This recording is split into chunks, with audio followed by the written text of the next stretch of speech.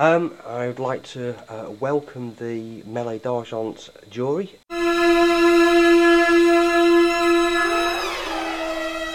I'm Dr. Patricia MacCormack. I'm a reader in English Communication, Film and Media at Anglia Ruskin University in Cambridge. I'm Dominic Brunt. People would know me as Paddy from Emmerdale, but I've also produced 5 films, and I run the Leeds Zombie Film Festival, and I've had a feature film shown at this festival this year. My name is David Bryan, and I was the festival organiser for Black Sunday, which was one of the UK's original horror and genre film festivals. So you've had a weekend with us watching a number of feature films and short films. I hope we've made your life quite difficult in having to come up with a winner in each of the categories. Do you want to start just by telling us what the winning film was for the feature films? Well, I think that we had an amazing discussion, and we've decided that, quite surprisingly, the winning film was actually the last film that we saw, which was Eddie. And we thought it was wonderful because it was not only a wonderful piece of cinema, but in spite of its cinematic nature, it was conceptually a really chewy and amazing film that we thought we could all talk about at the pub for a long time afterwards. And that was one of the reasons why we really wanted to give it an accolade. But we do also have some recommendations. So maybe you'd like to... Yeah, Sightseers, first of all, because it was just hysterical. And it was neither horror nor thriller nor comedy. It was all of them thrown into one. And it's destroyed all of us who watched Sarah Jane as Doctor Who.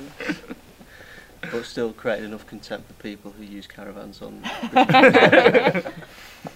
And I think that all the films that we really liked created anti-heroes within them as well, even the winning one and Sightseers, because these people are murderers and you shouldn't like them at all. You know, they're despicable people, but still you're clapping and laughing along with them all the way through. So. Yeah, and the second recommendation was Thale, or Thal, Tale. Just an enchanting fantasy story, which you felt like you were almost reading the fairy tale at the bottom of your child's bed, trying to send him to sleep. It was just beautifully filmed, completely enchanting. You can fall in love with a mythical creature, wonderfully acted, and a real credit. Yeah, I think it kind of, as it was moving forward with the story, it would stop sometimes for 5 minutes just to tell you this beautiful, poetic interlude that you'd just be drawn into, and then it'd carry on with the story. And normally when that happens, you're sitting there going, come on, get on with the story. And I really didn't mind. It was beautiful. I was lulled into this sense of wonder, and it was a fairy tale, and it worked on me. I think also we were talking about Thale and how it was a kind of amazing interaction between two male characters that is, it had a certain intimacy that was beautifully produced as well. Yeah. So, moving on then, the short films were also in competition. We had a similar number of those to consider. Can you let us know what the winning film was for the Méliès shorts? Well, this one was tossed to and fro, wasn't it? Yes, It was nearly one of three. This took longer than the actual feature film. Are you sure we got this right? Are you going to announce it then? Ladies first. All right, well, we decided ultimately on The Fright, which was a peculiar, wonderful, enigmatic little romance. It's like the best dating agency ever, which is like some kind of tumour from Francis Bacon's testicles jumps into your life and harasses you. And then... I didn't get that at all. But lots of little features about it, things that you just didn't expect, strange angles, enigmatic acting, just very, very nuanced things. Yeah, really interesting casting as well, and really unusual things happening that you kept remembering, like even talking about something there, I kept thinking, oh, that happened, oh, that bit happened. And whether it was deep or not, and there were certain bits that you think, I still don't know what that bit was about, but it was totally enthralling. Yeah, and to create that in a short of, was it 8 or 9 minutes long? I mean, that does take some doing. A lot of feature films can't achieve that in 90 minutes. So would you two gentlemen like to talk about the one that almost made it? The one that got away. The one that got away. But Blinky was absolutely amazing. I loved it. It was like the anti-Walt Disney film to finish them all. I thought it was fantastic. And there was a third one. Yeah, which was Photo. And I believe that was another Spanish production as well, wasn't it? Perfect punchline film, we decided. It was just it got its message across so quick, so perfectly well. Yeah. Even the scene, obviously not to give it away, but the pre-scene to the climax, kind of, you had to scratch your head and then realise straight away, just beautifully shot. Yeah. And super the best nuanced line, I think, in its of the whole acting. festival, wasn't it? Yeah, superb. Yeah, but we can't give that one away.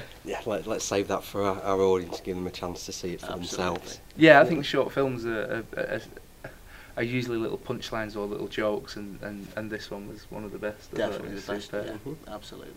Certainly, I think that every time we've ceased watching something, whether we've just gone out for a glass of water or a drink or whatever, we've been talking about, like, all through this festival, we've been fighting from the very first moment, like, what do you think? And I think that that sort of testifies to the quality of the diversity and the interest of the films, because we have been talking about them all weekend. I think the diversity of opinions and the contradictions were fantastic. We watched a couple of films where you were sat there going, oh, for God's sake, and it'd go off and you'd turn around to see everybody else huffing away, but they wouldn't. They'd be going, that was incredible. That had me from the beginning. You were thinking, have we just seen the same film?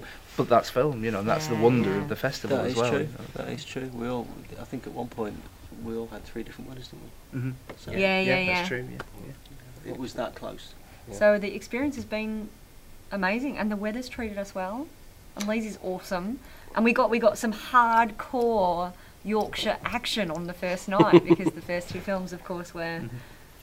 That was great to see Leeds being represented and Yorkshire being represented so strongly within the festival. In Leeds Town Hall too. I know you have your own particular strand for Leeds as well, for Yorkshire film, but to see some of the films in competition here as well from the area is I think with great achievement. Yorkshire as well, you just point a camera at Yorkshire and it just looks beautiful. It really does, it's phenomenal. Almost as beautiful as Manchester as well, isn't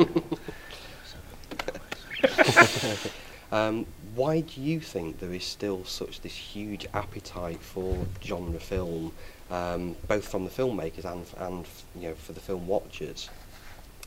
I think people. I think that there's less guilt. I think this country had a sense of guilt for a long time about genre films, and I think they felt like it wasn't cinematically viable. And I think people now understand that genre film was actually, well, it is. It's the Méliès award, so genre film it's art, it's cinema art, and so I think that people are kind of now they're reflecting on why they love genre film. So a lot of the films we watched, they had a lot of homage elements, but also it's the moment where your imagination can become incredibly liberated, and you can really expire out your fears, you can explore your nightmares, but you can also start to question really challenging things. I mean, the film that we chose it because we thought it had some really deep philosophical issues at stake, even though it's a genre film. So, I think in that sense, it's the richness of the absolute immensity